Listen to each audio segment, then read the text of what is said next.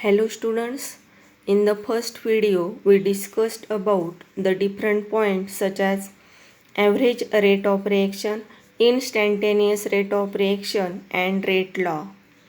In this video we are going to discuss the different points such as order of reaction, molecularity of elementary reactions, rate determining step, reaction intermediate, difference between order and molecularity of the reaction.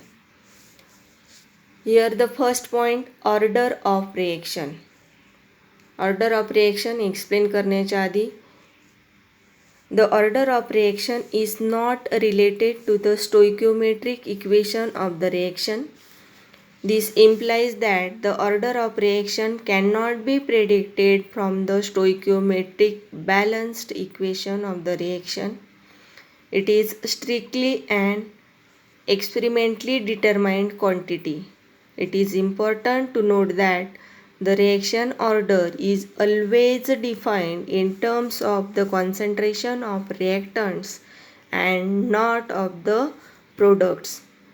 हे लक्षात ठेवायचं की order of reaction it is the experimentally determined quantity आहे and order of reaction is always defined in terms of concentration of reactants and not of the products.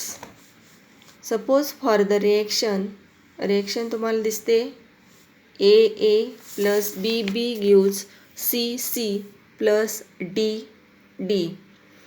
Capital A B C D हे आहेत reactant आणि products. Small A small B small C small D हे आहेत त्याचे number of moles म्हणजेच स्टोइकिओमेट्रिक coefficients. If the rate of reaction is given as, आपल्याला rate of reaction दिलेला आहे according to rate law. Rate equal to K into concentration of A with power X into concentration of B with power Y. Then the sum of X plus Y gives overall order of reaction. Thus overall order of a chemical reaction is given as sum of powers of concentration terms in the rate law expression. म्हणजे reaction दिलेली असणार आहे according to rate law आपण त्याचा rate लिहिणार आहोत आणि concentration of ए आपल्याला दिसतंय एक्स. आता एक्सची व्हॅल्यू 1 असेल 2 असेल. समजा एक्सची व्हॅल्यू जर 1 असेल तर ती झाली फर्स्ट ऑर्डर. एक्सची व्हॅल्यू जर 2 असेल तर ती असेल सेकंड ऑर्डर.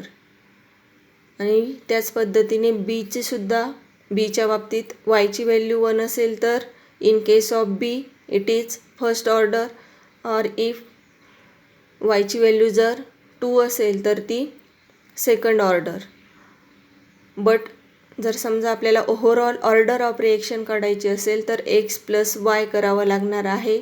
म्हणजे एक्सची व्हॅल्यू 1 वायची व्हॅल्यू जर 1 असेल तर 1 plus 1 that is the second order reaction. किंवा एची व्हॅल्यू 1 बीची 2 असेल तर 1 plus 2 that is 3 and it is third order reaction. या पद्धतीने असणार आहे. Suppose for example for the reaction twice H2O2 gas gives twice H2O liquid plus O2 gas. Experimentally determined rate law is, experimentally determined rate law त्यांनी दिलेला आहे. Rate equal to K into concentration of H2O2. Here the value of X म्हणजे power किती आहे 1. So the reaction order is of first order. Second example बघूया. If the experimentally determined rate law for the reaction दिलेले आहे आणि त्याचं experimentally determined rate दिलेला आहे according to rate law. H2 gas plus I2 gas gives twice HI gas is and rate is K into concentration of H2 into concentration of I2.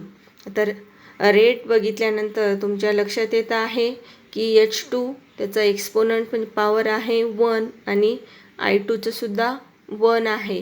1 असल्यामुळे the reaction is first order in case of H2 and it is also first order in case of I2 also, and overall order of reaction 1 plus 1, that is the second order reaction. Key points about the order of reaction. The order of a chemical reaction is experimentally determined. मी आत्ताच सांगितलं की रिॲक्शनची order ही जी आहे that is the experimentally determined. Second, the order can be integer or in fractional. Look at the reaction. CH3CHO gas gives CH4 gas plus CO gas. The rate law for the reaction was found to be, rate दिलेला आहे, that is rate equal to K into concentration of CH3CHO with power 3/2. आता इथे power दिलेले आहे CH3CHO की जो reactant आहे that is 3/2. आता इथे ऑर्डर काय होईल मग त्याची पॉवर की एक्सची व्हॅल्यू किती आहे 3/2. Hence the order of reaction is 3/2. कारण आता सांगितलं की the order of reaction can be integer, number असेल किंवा it may be in fractional also. The order of reaction can be 0. रिॲक्शनची ऑर्डर 0 सुद्धा असू शकते. Suppose for the reaction NO2 gas plus CO gas gives NO gas plus CO2 gas. The rate expression for this is rate equal to K into concentration of NO2 with power 2. This shows that order of reaction with respect to NO2 is 2. इथे आपल्याला order दिसते आहे NO2 ची 2, पण तिथे COचं concentration नाही, म्हणजेच the CO is 0 and rate is independent of the concentration of CO. The overall order of reaction is 2. तर ह्या रिॲक्शनमध्ये फक्त त्यांनी रेटमध्ये काय दिलेलं आहे concentration of NO2 with power 2 म्हणजे एक्सची व्हॅल्यू, आणि इथे कॉन्सन्ट्रेशन ऑफ CO दिलेलं नाही, म्हणजेच the order of reaction is independent of the concentration of CO असा त्याचा अर्थ होतो. आता एक्सची व्हॅल्यू म्हणजे NO2 ची पॉवर 2 आहे, म्हणून त्याची ऑर्डर पण काय झाली रिॲक्शनची, that is the second order reaction. Only a few reactions of third order are known. Reactions with the orders higher than 3 are scanty. म्हणजेच अगदी फ्यू रिॲक्शन्स, कमी रिॲक्शन आहे की त्यांची ऑर्डर ही थर्ड ऑर्डर असते आणि थर्ड ऑर्डरपेक्षा हायर ऑर्डरच्या रिॲक्शन्स ह्या फारच कमी असतात. पुढचं एक्झाम्पल दिलेलं आहे. For the reaction twice NO gas plus twice H2 gas gives N2 gas plus twice H2O gas. The rate law is rate equal to K into concentration of NO with power 2 into concentration of H2. What is the order with respect to NO and H2? What is the overall order of the reaction? आता reaction दिलेले त्यांनी according to rate law रिॲक्शनचा rate दिलेला आहे. What is the order with respect to NO and H2? आता reaction बघितल्यानंतर तुम्हाला सांगता आलं पाहिजे की NOची पॉवर बघायची आहे, त्यानुसार त्याची ऑर्डर ठरणार आहे. H2ची पॉवर बघायची, त्यानुसार त्याची ऑर्डर आपल्याला ठरवता येणार आहे. जर तुम्ही NO बघितला तर त्याचा एक्सपोनंट आहे 2 आणि H2ची पॉवर म्हणजे किती आहे 1 आहे. त्यावरून आपण म्हणू शकतो की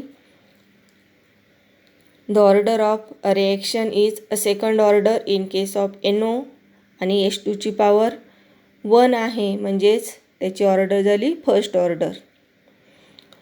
Here solution: in the rate law expression, the exponent of NO, concentration of NO is 2 and that of concentration of H2 is 1. Hence, the reaction is second order in NO and first order in H2, and overall the order of reaction is third order reaction. तर फक्त तुम्ही काय करायचं, rate law दिलेला असेल त्यानुसार त्या रिॲक्टंटची power बघायची, जी तेवढी त्याचं किंवा तो एक्सपोनंट आहे तो बघायचा आणि ती त्याची काय असते ऑर्डर, आणि त्या दोन्ही रिॲक्टंटच्या एक्सपोनंटची तुम्ही सम केली प्लस केली की तुम्हाला ओव्हरऑल ऑर्डर ऑफ रिॲक्शन त्यावरून ठरवता येणार आहे. Next example, the reaction CHCl3. The reaction CHCl3 plus Cl2 gas gives CCl4 gas plus HCl gas is the first order in CHCl3 and 1/2 order in Cl2. Write the rate law and overall order of reaction. त्यांनी आपल्याला reaction दिलेली आहे आणि त्याच्यामध्ये त्यांनी सांगितलं आहे की CHCl3 त्याची ऑर्डर आहे फर्स्ट ऑर्डर आणि क्लोरीनची जी आहे Cl2ची that is half order reaction, आणि त्यावरून आपल्याला काय लिहायचं आहे, rate law and order of reaction. तर फॉर द रिॲक्शन लिहून घेतली आपण. CHCl3 gas plus Cl2 gas gives CCl4 gas plus HCl gas. Order of reaction is 1 with respect to CHCl3 and half with respect to Cl2. It is given in the example. Therefore, rate law equal to, आता according to rate law, rate आपल्याला लिहिता आला पाहिजे. Therefore, rate law equal to K into concentration of CHCl3 with power 1 into concentration of Cl2 with power 1/2. Overall order of reaction आपण एक्सपोनंटची काय करूया, sum. Therefore 1 + 1/2 which is equals to 3/2 and so 3/2 it is the overall order of reaction. Next, the rate of the reaction for the reaction 2A plus B gives 2C plus D is 6 into 10 raised to minus 4 mole per dm cube per second when concentration of A equal to concentration of B which is equal to 0.3 mole per dm cube. If the reaction is the first order in A and 0th order in B, what is the rate constant? आता example वाचल्यानंतर given things आपल्याला लिहावे लागतील. सुरुवातीला reaction आहे 2A plus B gives 2C plus D. Here concentration of A equal to concentration of B which is equal to 0.3 mole per dm cube. Rate दिलेला आहे. Rate equal to 6 into 10 raised to minus 4 mole per dm cube per second, and order with respect to A equal to 1 and order with respect to concentration of B equal to 0. To find out आपल्याला त्यांनी काय विचारलेलं आहे, rate constant म्हणजे केची value आपल्याला काढायची आहे. So the calculations for the reaction 2A plus B which is equal to 2C plus D. Rate law is given by, the rate लिहायचं आहे त्याच्यासाठी rate equal to K into concentration of A into concentration of B.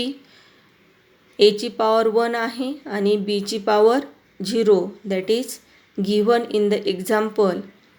आपल्याला K ची value काढायची आहे.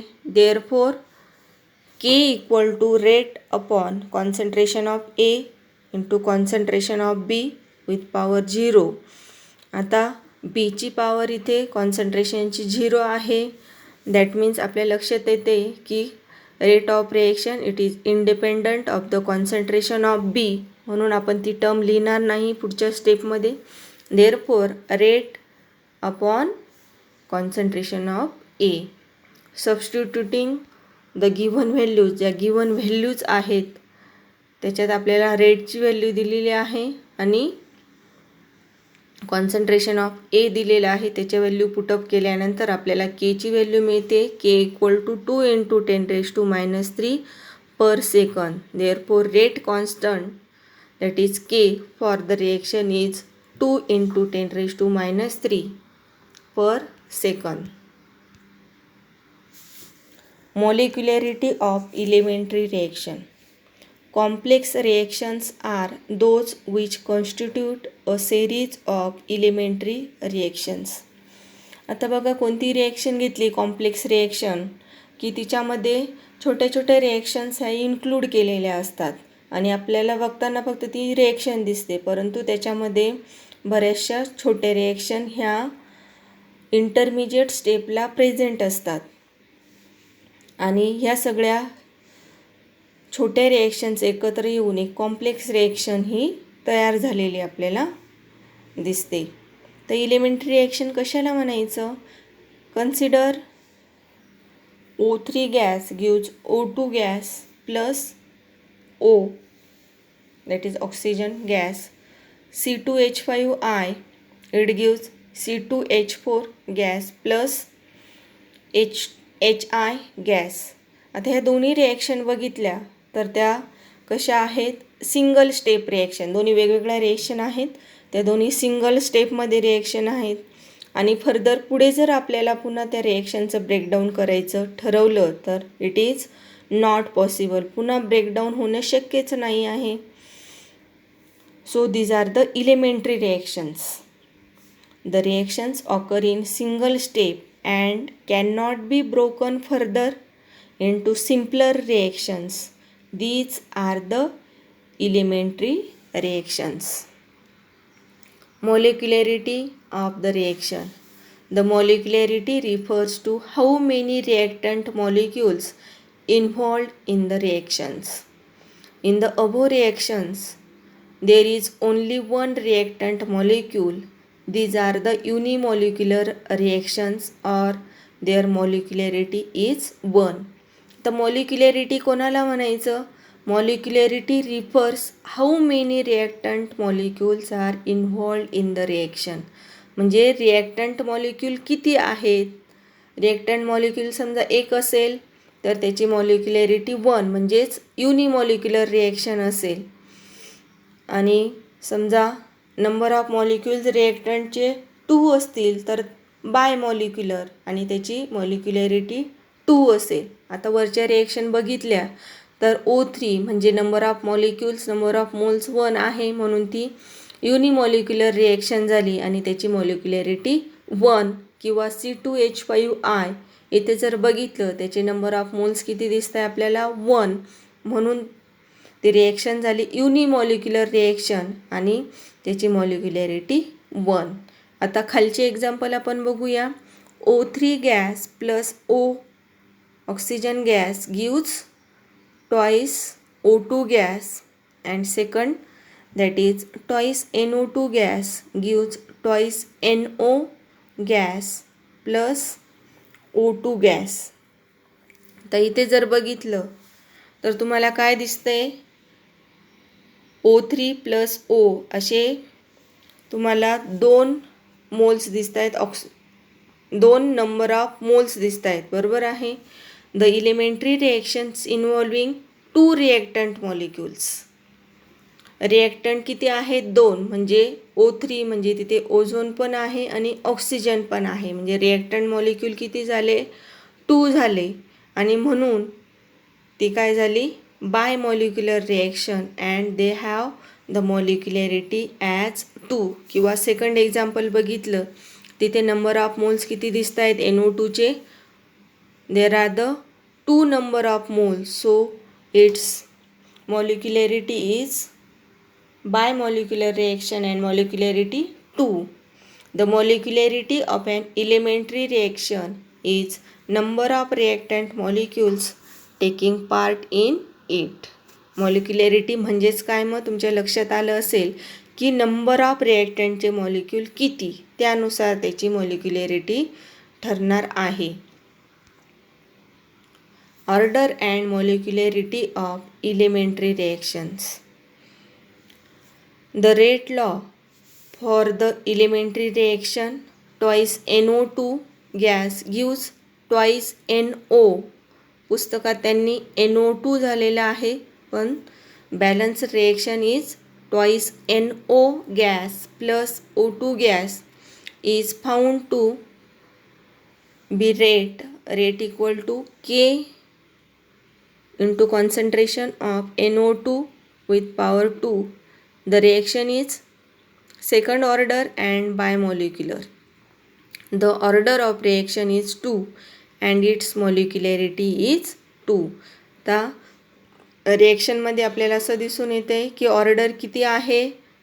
Order of reaction is 2, कारण NO2ची power आपल्याला म्हणजे एक्सची व्हॅल्यू, एक्सपोनंटची व्हॅल्यू 2 आहे, म्हणून त्याची ऑर्डर 2. आणि नंबर ऑफ मॉलिक्युल्स किती आहेत रिॲक्टंटचे, ते पण 2. देअरफॉर मॉलिक्युलॅरिटीसुद्धा काय होणार आहे, 2. That means bimolecular. For the elementary reaction C2H5I gas gives C2H4 gas plus HI gas, rate equal to K into concentration of C2H5I. It is unimolecular and first order reaction. आता इथे बघितलं तर number of moles किती आहेत C2H5I चे, 1. Therefore it is unimolecular. आणि त्याची आपण पॉवर बघितली तर म्हणजेच एक्सची व्हॅल्यू 1 आहे, म्हणून ती झाली first order reaction.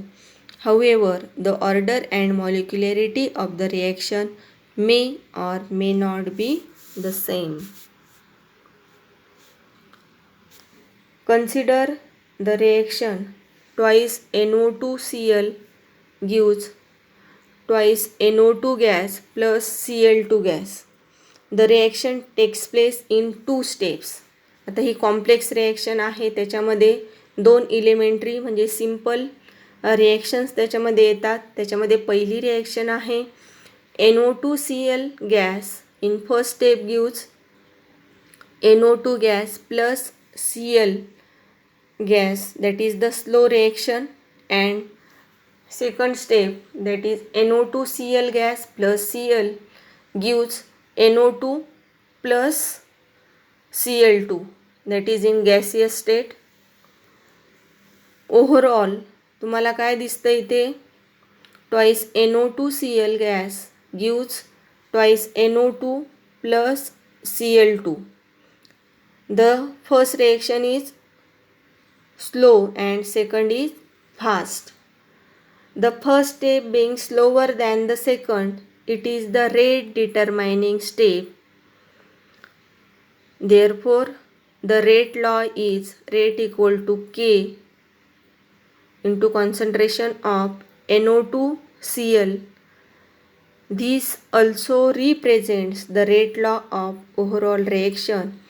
The reaction is thus of the first order reaction. आता इथे जर बघितलं तर कॉम्प्लेक्स रिॲक्शन आहे, त्याचे 2 इलिमेंटरी रिॲक्शन म्हणजे सिम्पल 2 स्टेप्स दिलेल्या आहेत. पहिली जी रिॲक्शन आहे elementary reaction, that is slow and second is fast. आणि त्यांच्यावरून आपल्याला ओव्हरऑल रिॲक्शन लिहिता येईल की जे इंटरमिजिएट कंपाऊंड दिसत आहे ते आपल्याला कट करून घ्यायचं आहे, कारण ते ओव्हरऑल रिॲक्शनमध्ये येत नाही. म्हणून reaction twice NO2Cl gives twice NO2 plus Cl2. आता Cl जो आहे तर तो इंटरमिजिएट आलेला आहे, म्हणून आपण तो ओव्हरऑल रिॲक्शनमध्ये लिहित नाही. आणि रिॲक्शन जर बघितलं तर अकॉर्डिंग टू रेट लॉ आपण रेट जर लिहिला तर कॉन्सन्ट्रेशन आपण कोणाचं लिहितो आहे, NO2Cl, and it represents the overall the order of reaction is first order reaction. Next is a reaction intermediate. In the above reaction, chlorine is formed in the first step and consumed in the second step. Such species represents the reaction intermediate. The concentration of reaction intermediate does not appear in the rate law. तर वरची reaction बघितली तर chlorine हा झाला Cl, that is the reaction intermediate. So the reaction intermediate is what? That is formed in first step and consumed in second step. म्हणजे first स्टेपमध्ये तो form होणार आहे आणि सेकंड स्टेपमध्ये मात्र कन्झ्यूम केला जाणार आहे.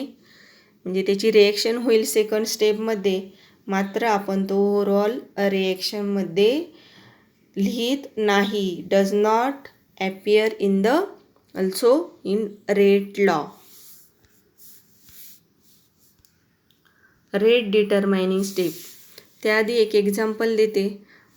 समजा तुम्ही आता कॉलेजमधून घरी सायकलीने जात आहात, सायकलने, तर तुम्ही काही कॉन्स्टंट स्पीडने जाणार नाही. कधी तुमचं सायकलचा स्पीड हा फास्ट असेल, कधी स्लो असेल, परंतु जेवढ्या तुम्ही स्लोली जाल तेवढा वेळ मात्र घरी पोचायला जास्त लागणार आहे. म्हणजे ओव्हरऑल तुमचं घरी जाण्याचा वेळ हा कशावर अवलंबून आहे, तर तुम्ही जेवढ्या हळू जाल तेवढा वेळ हा जास्त लागणार आहे.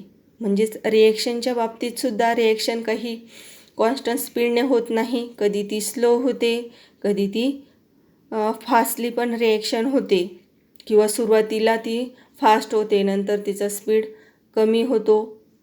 या पद्धतीने रिएक्शनसुद्धा कॅरीड आऊट, म्हणजे रिॲक्टंट एकमेकांमध्ये रिॲक्ट होत असतात.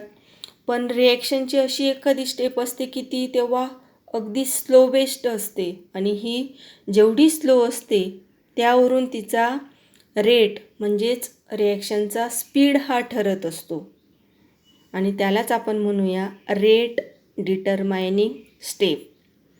अ number of chemical reactions are complex. They takes place as a series of elementary steps. One of these steps is slower than others. The slowest step is the rate determining step. The slowest step determines the rate of overall reaction. म्हणजे जेवढी रिॲक्शनचा speed अगदी एखाद्या वेळेला जेवढा slow असेल त्यावरून रिॲक्शनचा rate म्हणजे speed तिचा ठरत असतो,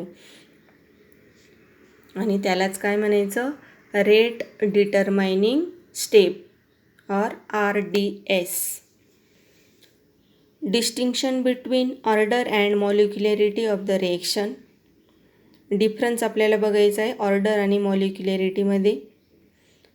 फर्स्ट डिफरन्स, जेव्हा तुम्हाला एक्झामला कोणताही डिस्टिंग्विश किंवा डिफरन्स विचारलेला असेल तर तुम्हाला 1 पॉईंट हा हाफ मार्क्ससाठी असतो. म्हणजे 2 मार्क्ससाठी जर क्वेश्चन विचारलेला असेल तर तुम्हाला ॲटलिस्ट 4 पॉईंट लिहिणं आवश्यक आहे. It is experimentally determined property and molecularity is the theoretical entity. Second, it is the, in case of order, it is the sum of powers of the concentration terms of the reactants. Those appear in the rate equation. And molecularity, it is the number of reactant molecules taking part in an elementary reaction. Third point, in order, it may be an integer, fraction or zero, and molecularity, it is the integer. Next example, the reaction occurs in the following step. आपल्याला त्यांनी example दिलेले आहे, त्याच्यामध्ये reaction आहे NO2 plus F2 gives NO2F plus F. All the reactants and products in gaseous state, which is the slow reaction, and second is F, that is fluorine gas, gives NO2 gives NO2F.